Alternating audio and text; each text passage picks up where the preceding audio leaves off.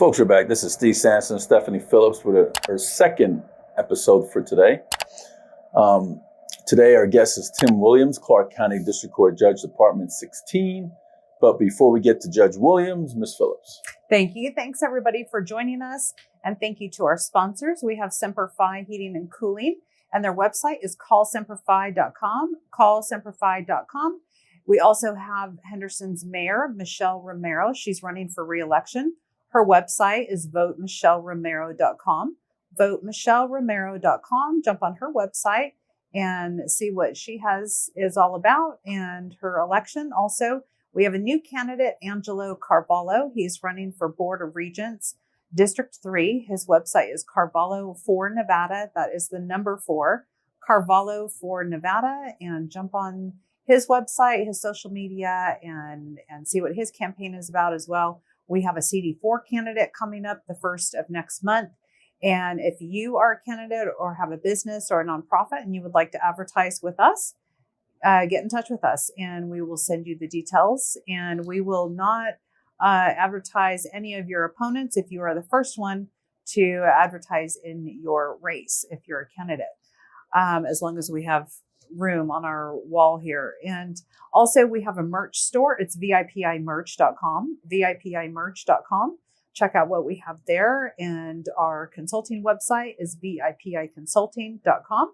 If you are a candidate and are in need of a campaign manager or consultant, get in touch with us. Also, we are planning our ball. It is February 7th. It's our Valentine's ball and gala. It's February 7th of 2026. We will be putting tickets for sale out there shortly. They're going to come on July 1st. And these early bird tickets are going to be a steal. So you are going to want to watch out for those and grab your tickets early because there's only so many to go around on those. Also, grab your copy of Steve's book that he wrote, How to Navigate Nevada's Family Court System. If you are a litigant in family court and you do not have an attorney and can afford one, this book will help you through. You can get a copy on Amazon. It is $14.99, and he will even autograph it for you for free. So speaking of family court, we were down at family court for, there was a status hearing today on the Jasmine Rojas case. We had her on the show a couple of months ago, and she was telling us her story. And there are some stunning things that have come about.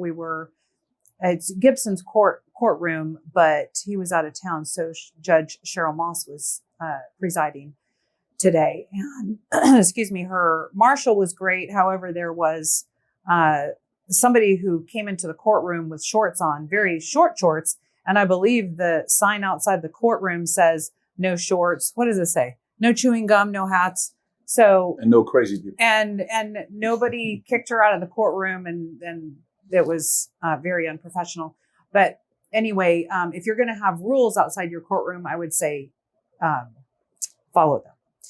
And also, this case deals with CPS, and to my understanding, and this was told to me by an attorney as well, CPS workers and caseworkers are supposed to be balanced, unbiased. They work with the foster parents and the placements. They work with the parents of the children. And in this particular case, I have seen a lot of communication and have seen some extreme bias, in my opinion. And this CPS caseworker came in today and did not even talk to the Rojas family, did not talk to her at all. However, she went over and talked to the placement, that mom. And also after the court hearing, she went into a side room, I believe, with the DA and this other friend of the foster mom that she brought along. And they talked about this case. And no time did she meet with Jasmine or her husband, the mother and father of these children. So I would say, and this CPS worker, her name is Carrie Singleton, she came up and gave us her card while we were observing and in the courtroom. But I would say, Carrie, that you need to be unbiased and do your job in a professional way and not take sides, which in my opinion, after seeing much communication, it seems like you are biased towards this placement, Mom. And also, it's been brought to the state's attention, I believe, that this foster mom is advertising a daycare. And I hear it is unlicensed. And I don't know why CPS is not concerned about that, because I believe all daycares in Nevada have to be licensed by the state of Nevada. You can't just run an illicit daycare. Why is CPS not concerned about that? Where is the ombudsman? There has been a complaint sent to the ombudsman on this case. Haven't heard from you, the governor. Where is the accountability over and oversight over these things? So I just want to call these things out. I want to bring attention to this because there needs to be accountability, especially with the CPS department and that office, because I have heard many stories. I have been through this case.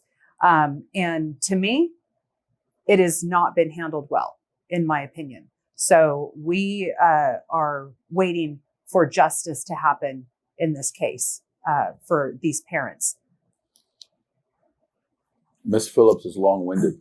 Sorry, and this is and one more. And for the record, justice is very important. Yes, it is equal justice, and just a little disclosure: these rants that I say or that Steve says, these are our opinion. Our guests do not know what we are going to say or what we're going to rant about. A lot of times, Steve doesn't even know what I'm going to rant about. So these are not opinions of our guests. All of the signs, they are not endorsing anything. They are simply here to be our guest. So thank you, Judge. Oh, you're more than welcome. And it's a pleasure to be here. Thank you. I always enjoy my time when veterans in politics call me. And we sit down and talk and we interview. And I enjoy that, you know. And I'm at a point in my life where I've been on the bench now, I think, for what, Steve, 20 years. And that's a long time, really, when you think about it. That's how long we've known each other. That's how long we've known each other. And, you know, we talk about justice. And I remember we had a lunch maybe a couple months ago, and I had a little philosophical thought I shared with you. And I've always done this as a trial judge my entire career. And because it really results in consistency, right? And what I mean by that is this, as a judge, even as a lawyer, we're taking an oath.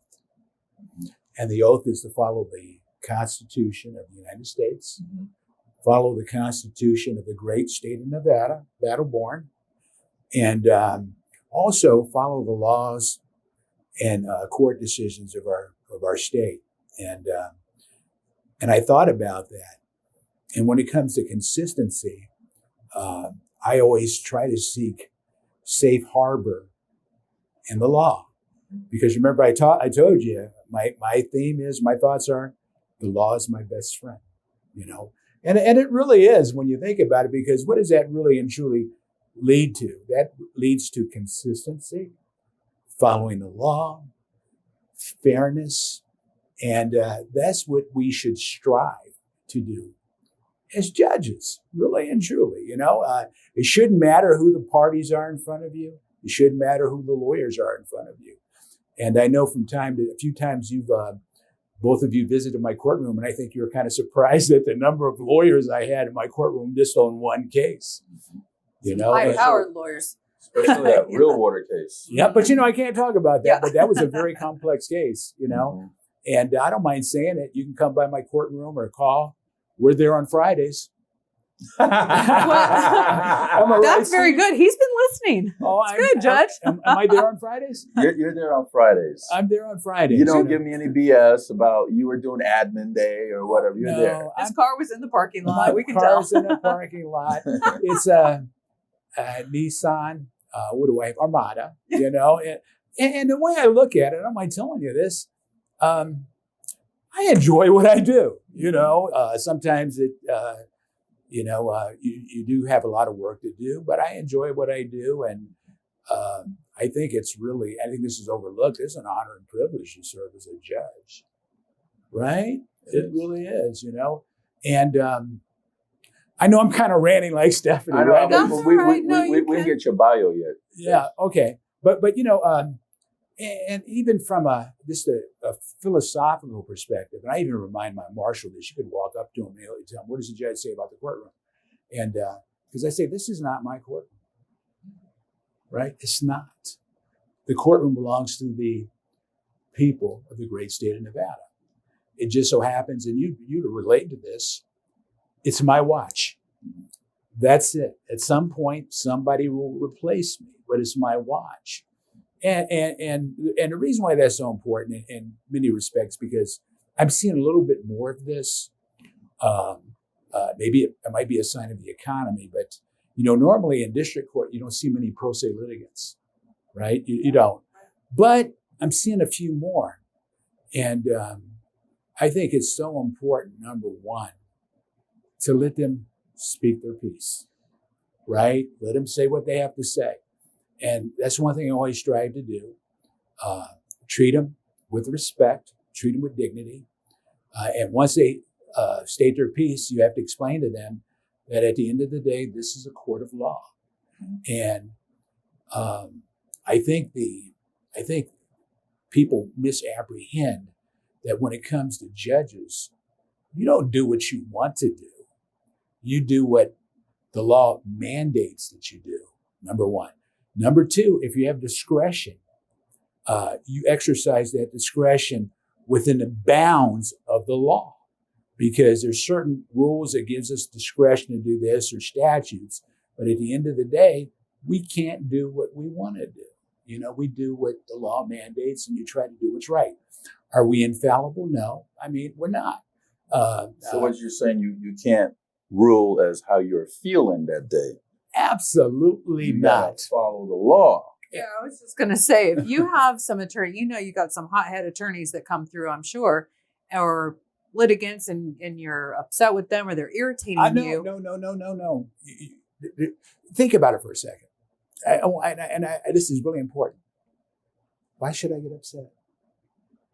It's not my case. Yeah. No, I ain't getting no money from this. Yeah. I mean, and so my point is, if you're gonna put the black robe on, and if you're gonna sit there, What color is your robe? it's black, traditional. And we'll talk about it. I had some ideas on this. I got some ideas on what colors. No. I'm going to invite you one day, and you've never done this, but you need to come to my courtroom and watch jury selection. Just the first couple of hours that I do. And because I spend a lot of time. Could I put it on Facebook Live? You probably know. We were there actually for the beginning, I think, of the jury selection for the water trial. Okay. I think we saw a little bit of that. A little bit, and what I try to do and understand, and I think this might be the lawyer in me, because I was a lawyer for like 22 years before I became a judge. But here's my point. When it comes to jury service, have you ever got a summons for jury service? No. Have you gotten one? Yes. And when you They get don't want me though. Yeah. Oh, I understand. I was seated on the first one, but then they made a deal the next day, and it was. I didn't even make it past the phone call. Mhm. and this is the first thing I talk to any prospective jury about, right? They get the summons in the mail, and I ask them this one question. How many of you, when you got your summons in the mail, looked at it and say, you know what, I can't wait to go down and serve with the... I would say that. Because you know what I want?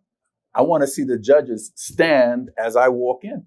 Because they got to stand for the jury. Yeah, I have a really important point on that. You might like this, but and this is kind of where, and I tell the jury this every time we have a jury trial, because I think they sometimes forget how important jury service is, because it's critical to our system of justice.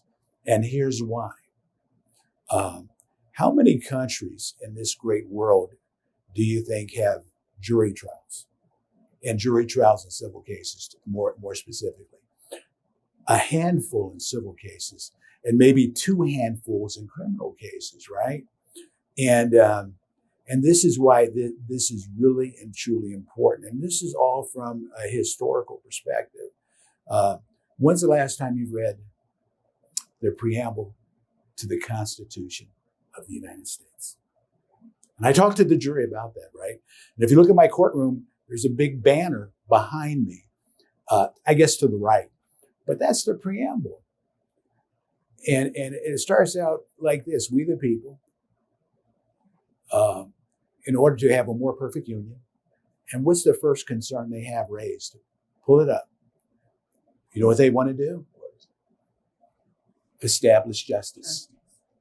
That comes before the First Amendment, the Second Amendment, and all the things that we talk about as far as rights are concerned.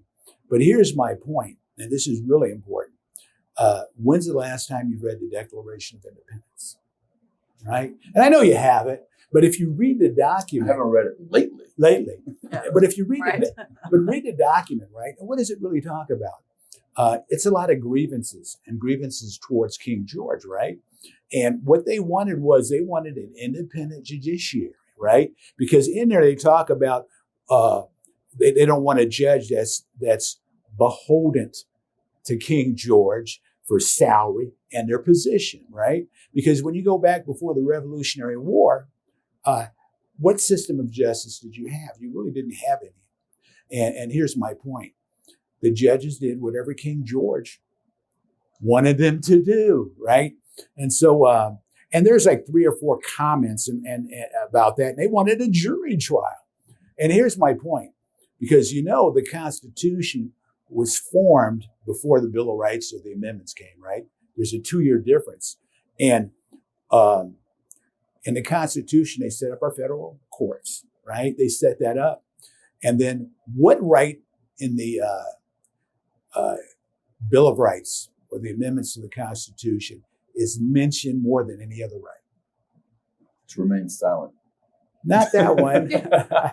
But I'm just giving you guys some thoughts. You know Plead the what, fifth. you know what right that is? What is that? A right to a jury trial. Yes. It's mentioned more than any other Isn't right. that the 7th Amendment? In civil cases? Yeah. All right. Mhm. Yeah, all right. But here's my point now, and this is what's really important. And this is kind of why I'm segueing, I guess, into what I do.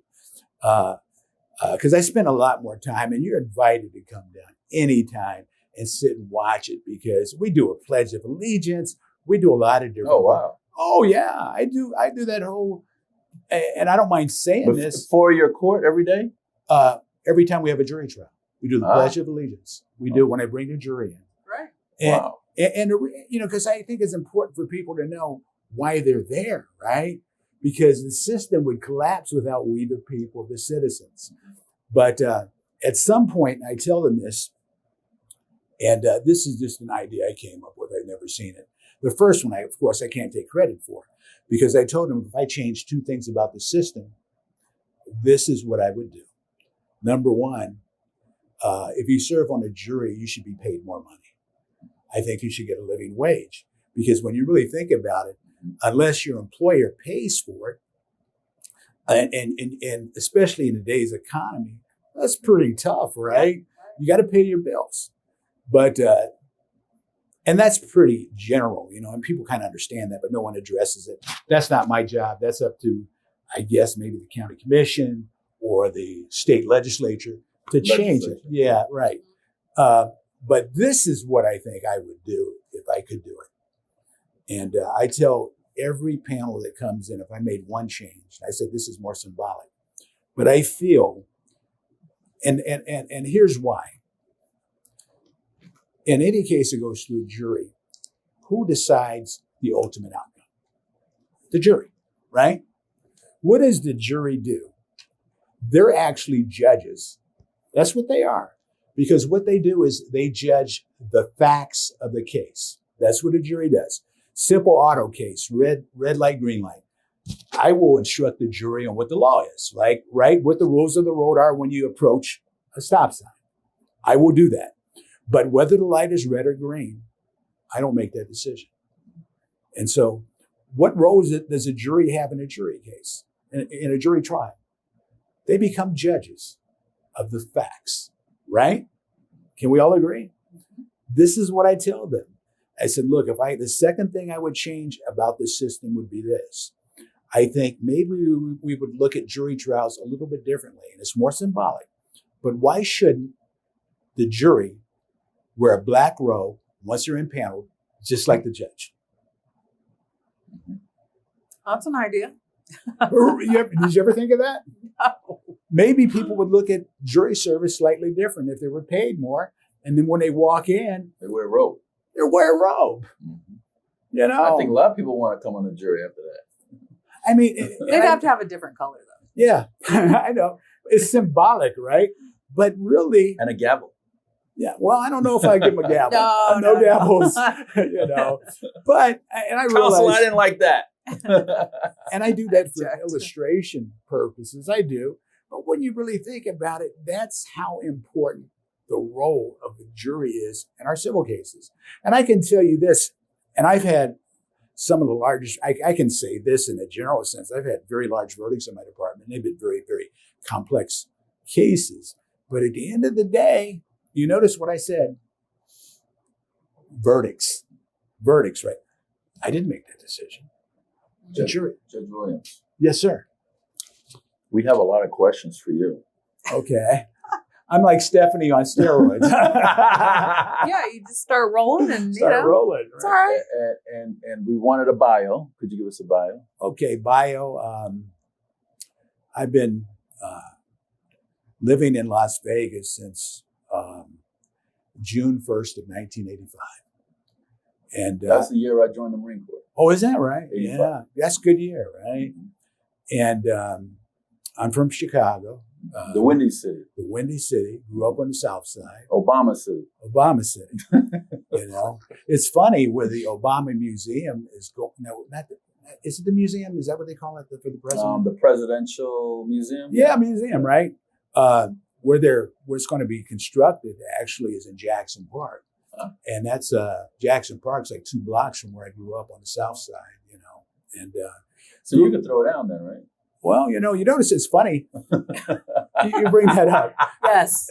The hat I You have had to learn. symbolically, just we're talking about. I went to South Shore High School. Okay. I'm flagging my high school, you know, and I like that, you know. And but anyway, went to South Shore High School in Chicago. Then for undergrad, went to Indiana University. Graduated there in business. And then for law school, I went to Ohio Northern University. Got my JD there. Here's something you probably didn't even know.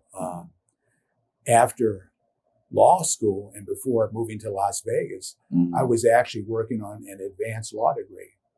And what my thoughts were, I was going to become a tax lawyer.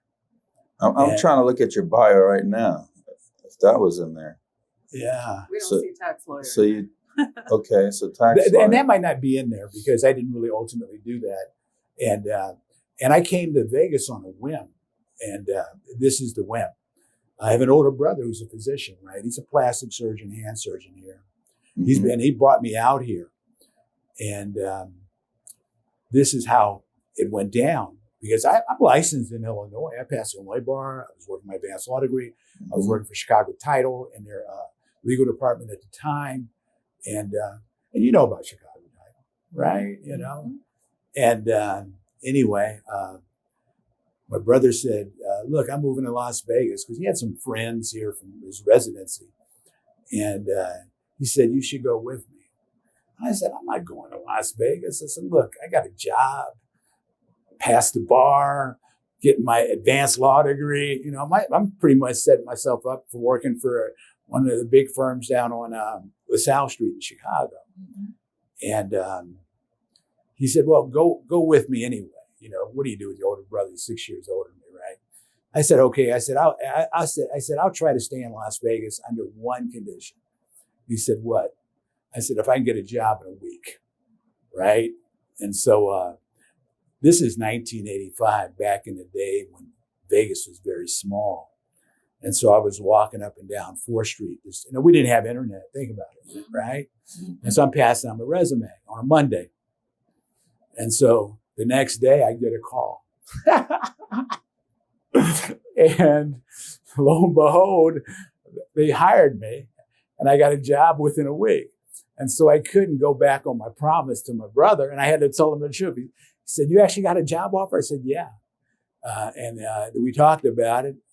And I told him, I think it's a pretty good firm. And from what I gather at the time, but it was actually a much better law firm than I thought, because I was working for a lawyer who's kind of a legend in Las Vegas. He passed away probably about 10 years ago, but he was a legend in Las Vegas, Neil Gallants. And I worked for him for 8 years and learned a lot, and I was very fortunate in that regard, but that's kind of my bio as far as how I got here.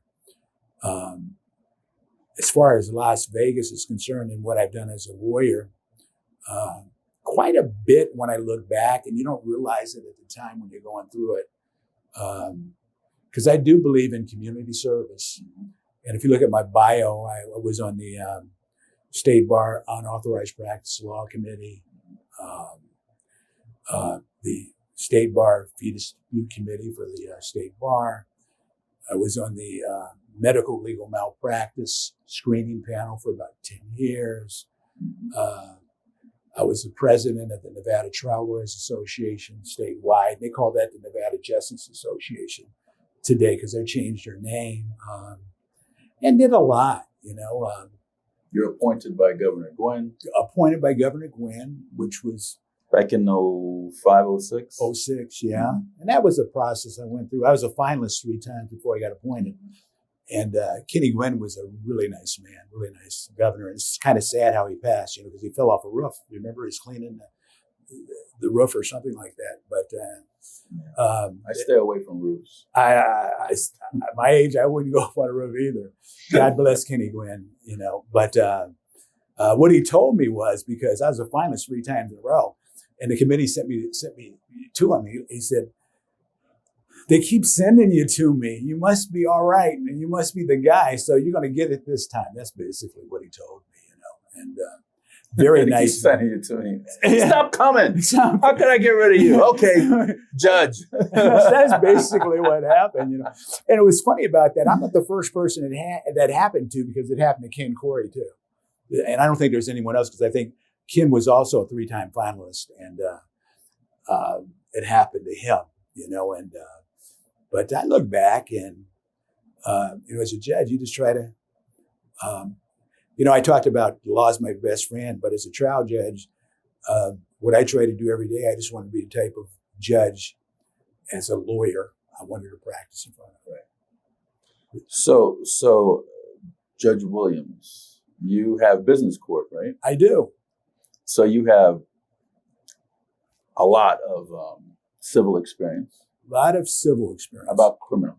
0 criminal. 0. And that's by choice. And we can talk about that.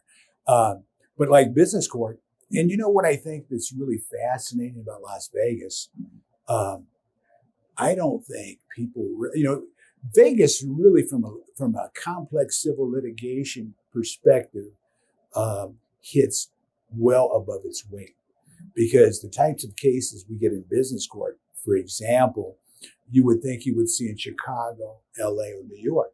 And I'll give you a really good example. I remember I was on business court for less than a year. And one of the cases I had was the Wynn Hotel and Casino shareholder derivative litigation case, right? And it was a very complex case, so on and so on. Of course, I had to get up to speed because I wasn't a business litigator, but I think I handled it pretty well because there was never an appeal. And I can say this and give you an idea as to how sometimes these cases are really big from a national perspective.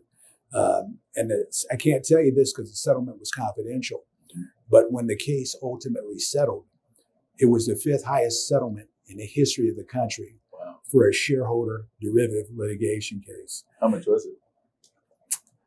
Can't tell you. No. It was confidential, but and I think that's what happens, and try to trick them. Try to trick me. And in complex civil litigation, we have some really good lawyers in Las Vegas. We really do. And, but that's a really good example. I think the Badlands case might have been a business court case too, Tell people, give them a little summary of what that was about and the outcome now that it's Yeah. And we're talking about the one with the city of Las Vegas. With this, yeah, I can. The golf course. The golf That course. they wanted to build homes, and they were in their right to build homes according to the zoning. But the city said no homes here, and then all of a sudden, boom. Well, I mean, but you know what? You owe a lot of money. You guys are funny. Poor taxpayers. Poor taxpayers. But you know what, Steve, you did a really good job of basically summing up what the case was about. I mean, you really did, because the golf course, I think it's been a while, but I think it was RP7 zoning, and it could be zoned for homes. You kind of know that, right? Mm-hmm. And the city wouldn't have put homes on the golf course. That was stupid. You know, and it's zoned for homes. You know, it was actually, and that was in the old plan, and it was a really complex case, and it took us a long time to get through it. But I mean, I can have some general comments about the case since it's done, settled, and all those things. But at the end of the day, and this is what's kind of overlooked about that. And both of you would appreciate this. One of our freedoms in this great nation is property ownership. And when you own property, don't you have certain rights that go along with your ownership of property? And so the owner of the golf course had certain rights that are constitutionally recognized, right? Ownership of property. And he had some ideas as to how he wanted to develop the property, and the city didn't agree, you know? It's his land. Yeah, well, I mean, it is what it is, and somebody should tell you what you can or can't do with your land. If it was part of their master plan. their master plan. No, but it was actually part of the master plan, the zoning. You know, it was R1, right? R7, RP7. RP7. Yeah, and that's at like a certain size lot and certain homes. I mean, you couldn't put small homes there, but it was located in a decent home. Decent homes, right? And you know what I found really fascinating. The developer, he wanted to build, really nice homes on a golf course, but he also wanted to keep it upscale, was my recollection, right? It was upscale plans. Mm-hmm. And he also wanted to have a riding stable in there for people who love horses, and, and add a different flair and taste, I guess, to the location, because the problem we have today with golf courses, let's face it, who plays golf? Boomers. Boomers aren't playing golf much anymore because they're getting old. And give them video games. Yeah. And the Gen X's and Y's and so on and so on, they don't really play golf as much. Part of it could be it's expensive, right? That's part of it too.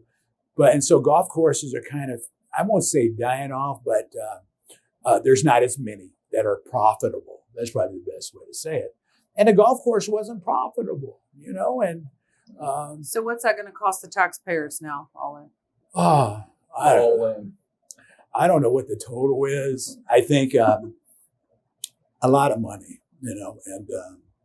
and the thing about it is, this is it's funny you bring up an important point. You really and truly do, implicit in what you're saying, because at the end of the day, and this is often overlooked too, this is really overlooked. Anytime we have a jury trial, I give a jury instruction to the jury. And I actually talked about this during voir dire. But when you make decisions as a jury, you can't be concerned about what's popular, right? Or you can't be concerned what other people might think about your decision. You have to do what's right under the law, and you have to do what's right according to the facts. And that's what you do. Because I don't mind. And I think as a trial judge, you have to be intrepid. And because I've had cases, I remember, I'll share a case with you, because I love this case. And it was one of the first cases I had on the bench. And Stephanie, I know I'm going, but it was one of the first cases I had. And it involved the Independent American Party, right? And see, I really think you have to. You had a few of those political cases. Oh, I did, yeah. You had the RNC too? Yeah, I had the RNC. Mm-hmm. And see, as a trial judge, you do what's right. Not what you feel. Not what you feel. and so understand this. I mean, in this case, it's 20 years ago, maybe 19, 17, 18, 19 years ago. And so I thought you said 1917. Yeah, 19, whatever. It was He's been on the bench a long time. He's old. Yeah, he's old. Yeah, but in this case, it was kind of important to me. And in this respect, there was a member of the Independent American Party, right? And they're very conservative. They are, and they have the right to be. And so what happened was, I forget the gentleman's name, but on the last day to register the vote and to file for candidacy, he goes down to the voter registrar and he fills out the application and stuff like that. And so, for example, they'll ask you, what state were you born? And so what he did was he lined out state and he put Republic of Texas, right? you know, and then he answered some of the other questions on the application in a similar form. And so the voter registrar rejected his application to vote and also to file for office. And so the case ultimately ended up in my department. And I looked at it, and I said to myself, you know what? It doesn't matter what his political affiliation is or what he believes. He has rights here. And they had no right to take him off the ballot. They had no right to take him off the voter rolls. And so at the end of the day, which I thought was really, because I have something I want to say a little bit later, because I actually had to run to office. But I remember when I did this, I was getting all sorts of scathing press and paper, Judge Williams, this, that, and so on and so on. I said to myself, I'm doing what's right. I don't care about the upcoming election and so on and so on. And so two things happened. And at the time, it was a unanimous decision. But I remember, do you remember John Ralston? Remember John Ralston? I don't like him. Yeah. Anyway. Yeah, we know. Yeah. Anyway, he actually called me up. And I said, look, he said, tell me, Tim, are you saying that? I said, look. Well, he said, Judge. I said, look, I cannot talk to you about independent litigation. I can't do it. But I said, when I issue my written decision, I'll send you a copy, right? and my point is, once I sent him a copy, and once I assume he had a chance to read it and say, wait a second here, the judge's decision is based upon the law. It was never in the paper again.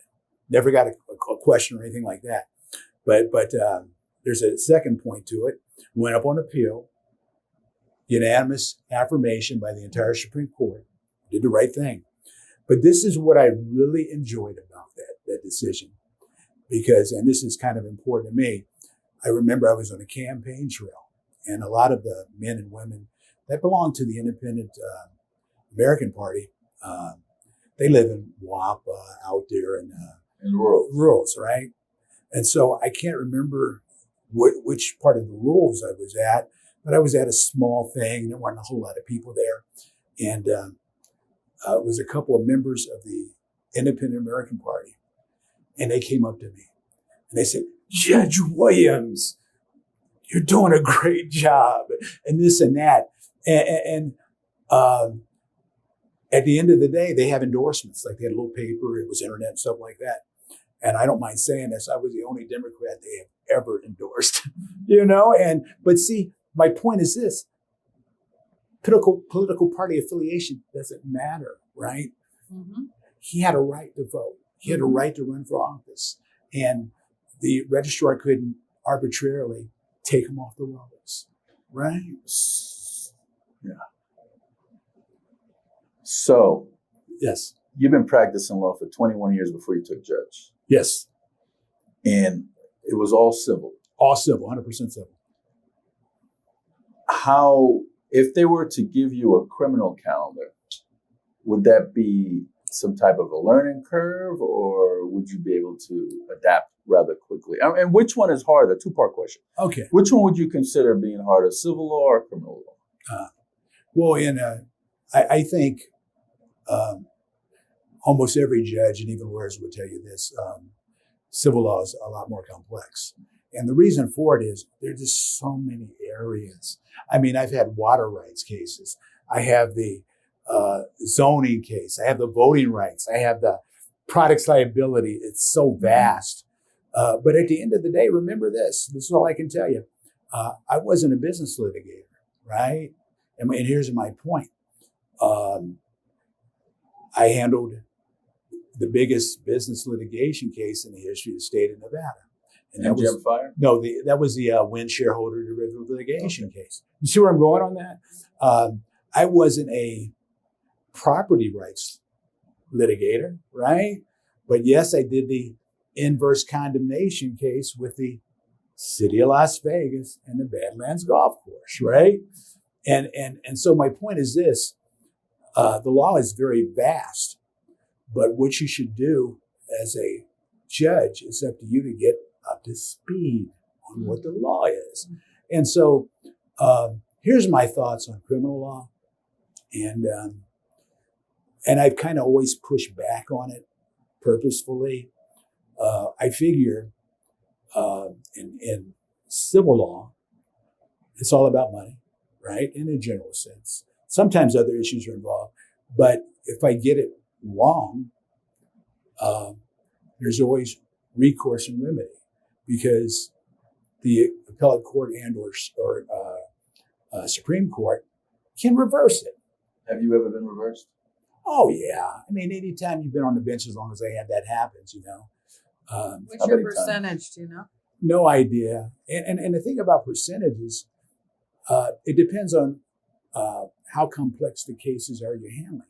For example, if you're doing traffic tickets, you're not going to get reversed very often. Right. But if you're dealing really challenging cases, and I'll give you an example. I don't remember the case name, but I got reversed about 2 months ago. And Recently. But here's my point with it. And I can't blame the Supreme Court for this at all. What happened, there were some policy issues involved. And what I did was I followed the majority rule, right? What the majority of the states are doing. And so when they did the decision, they said, look, we decided we might go with the minority view. All right. I mean, that happens, right? I mean, you know, and sometimes, especially in these civil cases, the law is very complex. There's no question about it. But I remember when I first hit the bench, what my old boss told me on that, right? And I don't mind telling you this. He said, you have to remember when it comes to appeals, it's not a question of who's right or wrong. It's who gets the last word. You see where I'm going on that? And my point is this: just because the Supreme Court goes a certain way, that doesn't mean they're right. Mm-hmm. And I got a perfect example for you as a lawyer. And you can look this up. I did the briefing in the Gentile versus the State Bar of Nevada case, right? And that's a really big case nationally. Which Gentile? Dominic. Okay. Yeah. Yeah, you know, the really well-known and respected criminal defense lawyer. I like him. Oh, he's a heck of a lawyer. But here's my point. And Dominic stood for principle because, you know, from a historical perspective, I don't know if you knew this or not, but pre-1990, 1991, lawyers couldn't hold press conferences. Did you know that? No. Wow. Lawyers couldn't hold press conferences. Why not? Because we had ethical rules that prevented lawyers from doing that. And it was basically against the rules of professional conduct. Why'd they change that? I'll tell you the story. That guy. Yeah. You. Well, I had It's something. your fault. I had something to do with it. But to give you some background, how important this case is, and it really is, because it's taught in all law schools. Gentile versus State Bar of Nevada. It doesn't matter whether it's Boyd, University of California, Harvard. Have you ever been to Boyd and I've done some mock stuff there. Oh. Yeah, I've done that. But this is what the rules of professional responsibility provided probably pre-1990. Lawyers couldn't make any comments regarding anything that might impact a jury in their case. So they couldn't speak publicly at all, right? Other than in open court. And so it's funny how I remember this case, but this was the underlying case was Dominic was representing Grady Sanders in the Western Vault case. And that was a really big case in this respect. And he ultimately won the case. on as far as a criminal trial is concerned. But what happened was the DA's office and the police department were basically having, and the DA's office wasn't doing it because they were under the same rules, but the police department was holding press conferences. And they were in the press all the time. Grady Sanders is guilty and this and that. And Dominic said, man, I got to do something about this and fight for my client. And so what he did was he held a press conference. And at the press conference, he decided to give his opening statement like he would give in trial, right? And he talked about the facts and he said, his client was innocent and these are the responsible parties and all that stuff. And so when that was done, he gets a censure letter from the state bar, right? And if you know Dominic, Dominic's a fighter, man. And he said, and they said they didn't even make it a private reprimand, so nobody would ever know, right?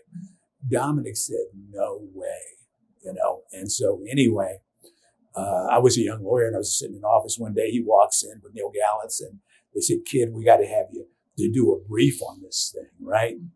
And so I did the appeal. And we went up to the Nevada Supreme Court.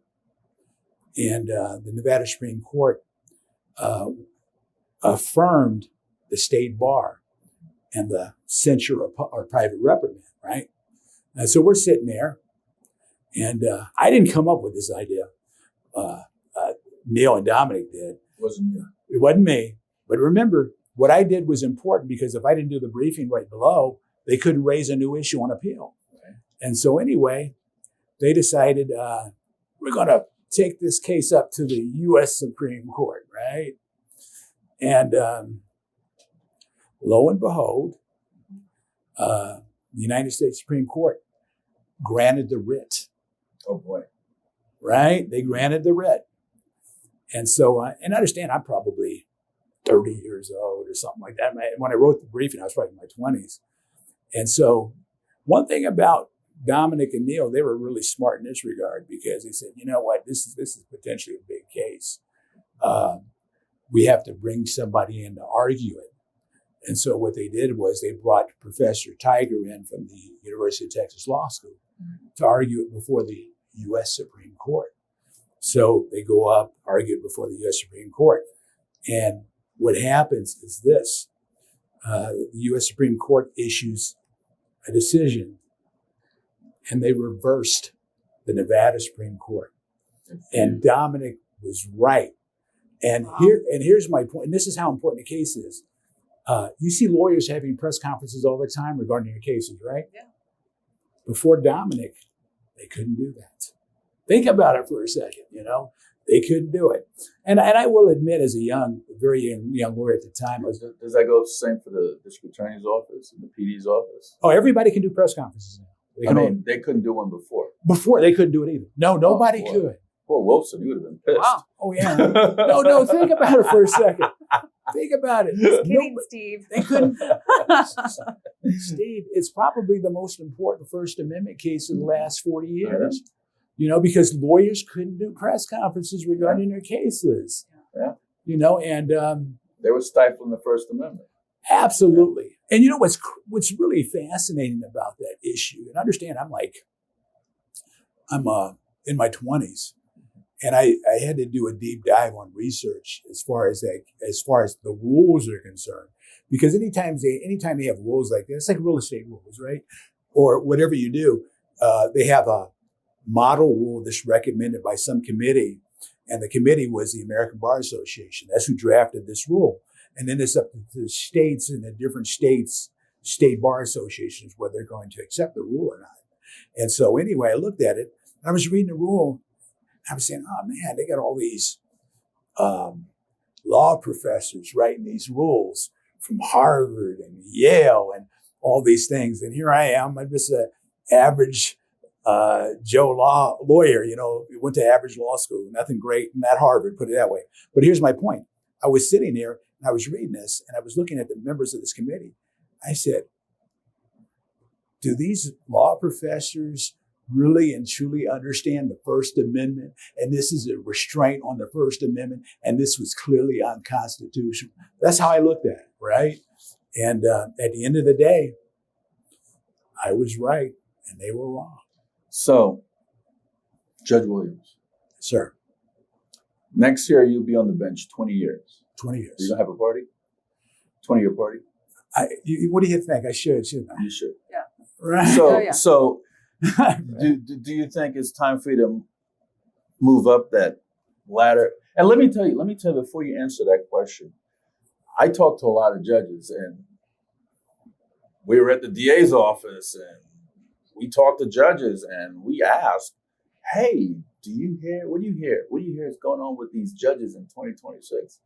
Are they like retiring, or are they just or they He's or, leading you. or are they going to go for another 6 years? Because some of them want to go for some of them that was retiring found out about the 2027 upscale in pay. They So they're stay. like, oh well, shit, I might just stay another year. But so to get that what they call it, Cost of living. yes. Cost of living. So we actually heard it from different people, judges. In fact, I heard it from a judge today. And we asked, what's going on with these judges? And they said, Ron Israel, he's retiring, he's leaving, and but there's another judge. I'm like, who's this other judge? Because I want to know. Oh, you want to know? Even if I know the answer, I want to know. I want to hear it from them. They go, there's another judge that he might be doing something different. I said, what's that judge doing? And he goes, well, I don't know if I should say anything because it's not solid yet, but this is what we're hearing. I'm like, just tell me what you're hearing. Well, this other judge, if there's some type of vacancy, he wants to go to the Supreme Court. I'm like, really? I'm like, is it a he? And they go, yeah, it's a he. You sure it's not a she? No, it's a he. Very few he's on the bench compared to There's very she's. few of us right now. We're like an endangered species, but go ahead. So this is what we're hearing. We're hearing that Supreme Court might be something for you if there's a vacancy. Right. And as far as that's concerned, I can't deny that, and I don't mind saying it because I thought about it, and I don't mind sharing this with you. I'm 69 years old now, right? And That's a good number, by the way. it's a good number. Damn good number. Yeah. and so anyway, you try to decide what do you want to do, and fortunately, I'm in good health. Mm-hmm. I don't have any health problems right now. I do my cardio every day, so I try to stay healthy in that regard. But I look at the district court bench. I've been there, and 20 years is a long time. It is a long time. It'll be 21 years, a little more at the end of my term. Mm-hmm. And I sit down and I say to myself, because I have options. I don't mind telling you this. I could go do Veterans in politics, or general counsel, or I could go do 2 general counsels. Yeah, I could go do arbitration work, mediation work when I leave the bench and make 4 times what we make. Yeah, I 5 heard times. Trevor Atkins is making like $500,000. Oh yeah, and the thing about it is, I don't mind sharing this with you too. I was very experienced at that. I did over 800 arbitrations, mediations before I became a judge, and I was really good at it. And so I sit down and I kind of balance everything out. And just as important too, I don't mind telling you this, I didn't become a judge for a pay raise or a stable salary. I did it because I wanted to, I thought I could make a difference. I thought it was important to have good judges on the bench.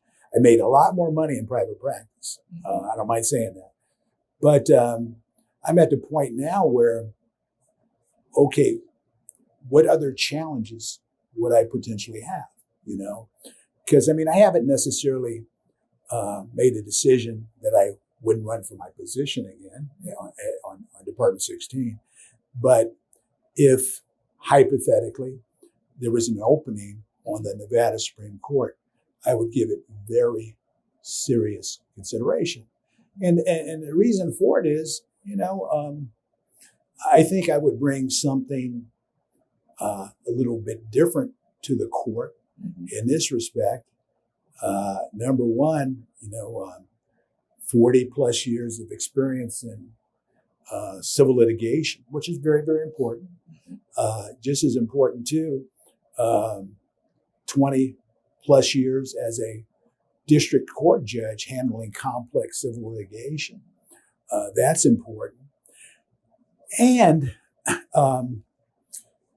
one of the things I think about when it comes to what we do as judges, I think sometimes what happens is we forget the challenges of lawyers, the challenges of clients and their clients, because at the end of the day, these aren't just names on a page of paper, of legal paper, in a caption. These are all real people with real problems, some significant, and we can't lose sight of that, and I'll give you an example. When I handle business court cases, a lot of the cases involve small businesses and those types of things, and we have big cases, but a lot of them are small, but they can't afford to pay a lawyer $450 an hour for the next 2 years. And what I mean by that is you got to put those cases in positions where, and you have to manage them where they're not spending all their money. And then at the end of the day, they can no longer afford a lawyer and they can't go to trial, right? That's not justice, and so that's kind of the way I thought about it. That would be a new challenge, right? I know you no more juries for you. No more juries, Have you ever had jury tampering go on where you had to have a mistrial? No, not that I mean, I've had mistrials before, but not jury tampering or anything like that. And we try to keep really good controls over the jury. And part of it is the indoctrination. I can say this, my first real water case, this is hilarious. When we were done, and that was a long jury trial, the jury volunteered to be my full-time jury. How so? Because they said, look, Judge, we want to handle every case that comes up. They wanted to be my full-time. They want to be a permanent jury. Yeah, right. Full permanent jury. Yeah, that's a true story. They wanted to be my permanent jury. I said, look, we can't do that. But and they did such a wonderful job. But and part of it is how you treat the jury, right? Because I look at it this way. If you're going to take 2 weeks out of your time, what I try to do is this. I try to explain to the jury every step of the process. For example, I get their input. Are you ready for lunch yet? It's getting noon. They say, yeah, Judge, we're ready. Or sometimes they say, now let's go another half hour. Can you do that? Okay, we do that.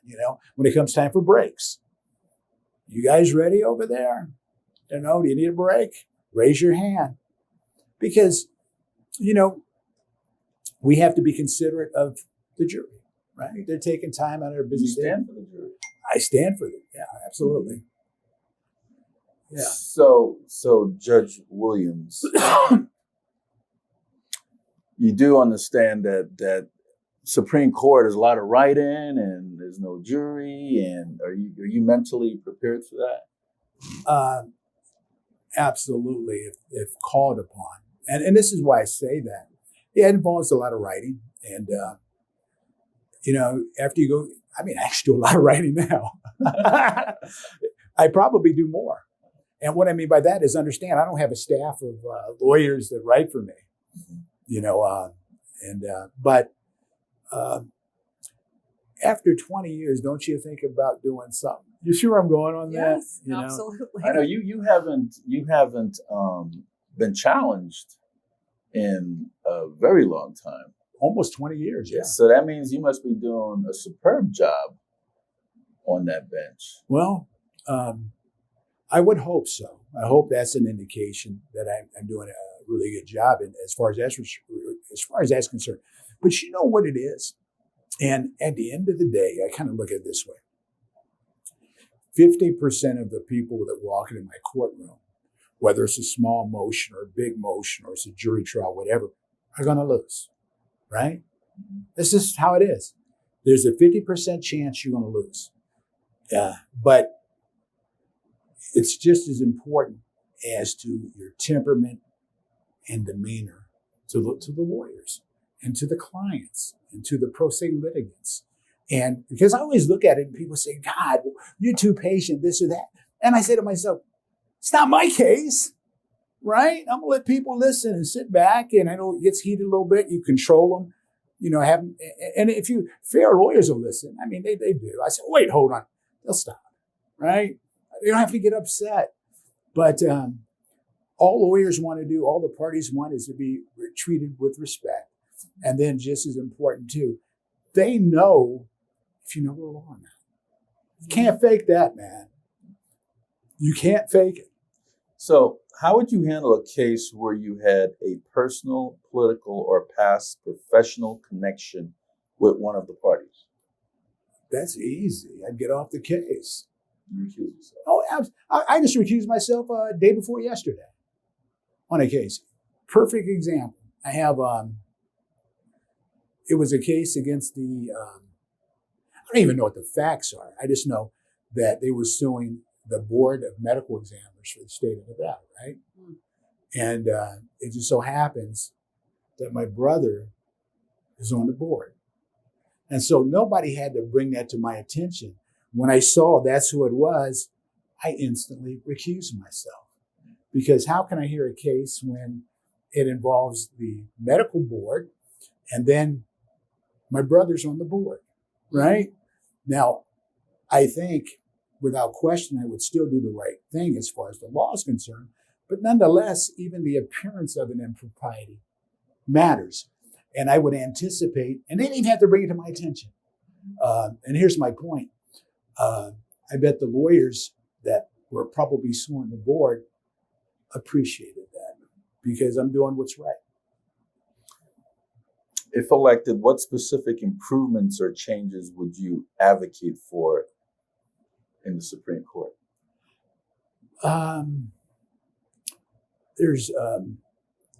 I think number one, and this is really important, I think we probably need to give more structural change for business court.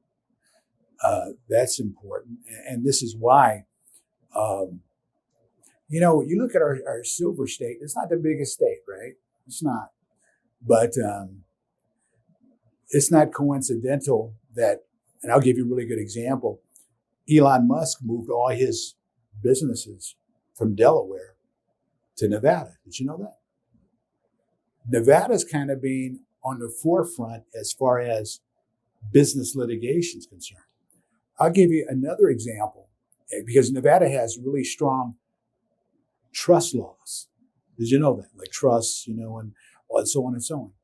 And think about this for a second. We had a case and it involved Fox News and Rupert Murdoch and his entire News Corp corporation. And apparently Mr. Murdoch set up his trust where they are Nevada trust because of the protections. And here's my point. Where do you think that case was decided ultimately regarding this trust? Wasn't decided in New York. Wasn't decided in LA. Wasn't decided in Chicago. It was decided right there at the Regional Justice Center.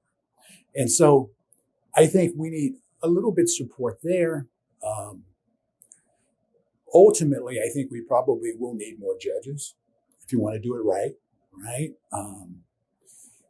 I would, as long as they all work on Fridays. They work on Fridays, And when it's something we've talked about, Steve, elections, and you've kind of gone all around on this one. Elections versus appointments and retention. The Missouri plan, When we had Paul Potter on. Yeah, we had Paul on. We talked about that a little bit. And that's, because the thing about, this is the one negative I don't like about our current system is this. And I get it. Some people say, well, you want to be accountable to the people. But unfortunately, for district court, we have 32 ballots. positions on the ballot. How can anybody know who we are, right? I'll tell them. Yeah, right? Try to anyway. Yeah, I mean, and that's tough. But I sometimes wonder about money in politics and money for judicial campaigns, right? And I don't mind telling you this. I can tell you this right now. When I did have to run, I did not call one lawyer up for money. Zero. This is kind of how I ran my campaign. I would hold fundraisers and people would come. I wouldn't call, hey, Joe, you're going to, no, because, fundraisers. Just hold fundraisers. I mean, that's the best way to do it. If people really support you, they'll show up. You got a list? I don't have a list now. It's been 20 years, but you understand what I mean. Yeah. It would be nice. Wouldn't it be nice to get money out of politics? I mean, out of judicial candidacies and things like that. I don't know. So you wouldn't have any problems doing taking a look at family court cases and absolutely. your opinions on that as well? I mean, here's the thing.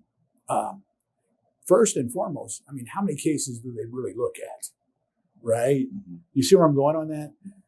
Secondly, when it comes to family court cases, I mean, I'm not a family court lawyer, but I don't think it would be that difficult to get up to speed. I do think, and I don't know, I haven't looked at this, but I do feel that some of the processes in place for family court should be user-friendly, right? And because I know they have issues down there, I don't really follow it that much, but maybe they should have more mediations, right? Maybe they should have more mediators where you can go in and you can sit down in private. Yeah, mediations are mandatory, but the judges in family court don't have them go to mediation right away. That's what they're supposed to do. They're supposed to go to mediation, and if it doesn't work out, then you come back and see me. And you know how it should be? Right? Am I right or wrong? Oh, I mean, yeah. Well, here's my point. I think and here's why. Number one, it costs a lot of money to go through a divorce, right? It does. Hiring lawyers, and then you have the emotional issues involved, which can be significant. Yeah, actually, Michael Douglas. Yeah, yeah. You know what I mean? Even not the Supreme Court Justice Michael Douglas. No, I know what you're talking about. The actor Michael Douglas. Yes, absolutely. and so there has to be a way to make it a little more user friendly, And maybe the problem is we should have more family court judges, because I mean, we got 6 the other day. Last election. Oh yeah, we did. I mean, I don't know I haven't looked at the hard numbers. They're A to Z right now. There's no more alphabets for them. Is that right? Yeah. No more. No more alphabets. I didn't know that. Yeah, they're A to Z. Wow. There's no more alphabets. Let's start with double A, double B. Double A, double B, double D. Yeah, double D. And maybe they need more facilities or better facilities. You know what? They do need more. Yeah, they do. Yeah. They can't fit over there. They should tear down the whole Phoenix building and build another courthouse right there. Right. I mean, that's the problem, And I guess when you look at it from this perspective, I don't know if anyone's ever said this, but it appears to me, family courts like the redhead stepchild because they don't get the necessary infrastructure they need to potentially function appropriately. And you know what? Maybe they should have like 26 courtrooms. They don't have to be as big as ours. Of course, they don't have jury trials, but maybe they should have 20 mediation rooms, where they can go and it's very easy and they can have it set up where you have whatever's convenient for the parties. I mean, I don't know, but it's an access to justice issue, really and truly. I wanted to get your input on this one question. What one thing you believe the Nevada judiciary could do to better serve underserved and vulnerable population? Okay. Well, I think number one, it always comes down to access to justice, right? Without money, how are you going to have access? It's tough. We do have, you can file improper. There's no question about it. Here's one of the problems we have, and I don't mind saying it. Anybody that's representing himself in district court, that's a minefield. I mean, lawyers have difficulty navigating a district court. But one thing they could do, and they're trying to actually do this in certain respects, they're trying to increase the amount for mandatory arbitration. maybe they should make part of the arbitrations binding, but they might have to have a constitutional amendment for that, where people can go in front of a neutral and they have a small case and they can decide without having lawyers involved, because, access to justice is not just limited to those that don't have money, but even, for example, you two, if you had to go out and hire a lawyer now and pay him $4.50, $5.50 an hour, could you afford that? At some point, the money's going to run out, right? So shouldn't there be? I got to ask you for a loan. Yeah. And my point is this, shouldn't there be processes put in place where you don't get to that point? And we've done things like we have the one-day jury trial program. I don't know if you knew that or not in civil cases. Yeah. And we have mandatory arbitration. And you got weekends too. There's weekend court, I heard. Yeah, they have that, but that's something that's systemic, because even those that have money, and what I mean by that, I'm not talking about the billionaire class or those that are exceptionally wealthy. I'm talking about you have a man or a woman that they're making $100,000 a year and they're doing okay. They can't afford a lawyer, right? I mean, it's tough. You can run up $100,000 in attorney's fees like that. I know. Yes, right. It's and then if you run out of money, that's not justice either, right? Because then you're left prosecuting or defending your case pro se. But some lawyers, they do that. They try to get the other side to run out of money, right? So they can win. It's a tactic that they use. Yeah, but that's something we should be more sensitive about. Yeah. You can only have justice if you can pay for it. Exactly, and that's what a shame. It shouldn't be that way. It shouldn't be that way, and well, it's a little past the time. I would love to talk with you some more. Justice Williams. Oh, I mean, Judge Williams. He would make a great Supreme Court justice. Absolutely. In my opinion. Absolutely. Yep, he would. That's why nobody runs against him. Mm-hmm. Yep. So, Judge Williams, Mark is going to, thank you for coming on the program. Oh, it's a pleasure and honor to be here. Mark's going to zoom in on you, and you can have your final say. You could say, hey, my name is Judge Williams. I'm really looking forward to being on that Supreme Court bench. But if I'm not there, Department 16, I'm going to be there for another 6. Point of contact. And you know what? You said that very well for me, Steve. I don't know if I can repeat what you just set forth on the record. Copy that. Copy that. The end. But I will say this, and this is important to me as far as being here today. It's always been a pleasure, an honor to come down and talk to the men and women with veterans in politics. And it really is, because ultimately your heart's always in the right place. And that's all that matters, right? And that's all we can do. And we try to have common ground, treat everybody with respect, treat everybody with dignity. And that's what's most important about what I do. And try to do the right thing. You're not 100% right, because nobody is, right? And things has happened, but it's important to treat people with respect and dignity. That's most important. And I can say this, Steve, my passing thought, I don't think in 20 years I ever got mad at anybody in court. Close, but I never. Have you ever want to come off that bench and go whip some ass? He's hesitating. Maybe so. I mean, I'm from Chicago. Right? Answer is yes. Right. I mean, I thought about it. Pound the gavel, Judge. Yeah. I think I've used my gavel one time. Yeah, maybe. let's do that. Order in the court, But it's been for me, it's been a fun ride, and I'm just looking forward to what the next chapter might be for me. Right. And thank you. Well, thank you. All right. Thank you for coming on. Thank you for being candid. Thank you for being honest with us. Really appreciate it. Thank you, Ms. Phillips. Folks, that's District Court Judge Tim Williams, Department number 16. If he chooses to run for Supreme Court, He has my vote. This is Steve Sanson, Stephanie Phillips of Veterans in Politics. Until next time.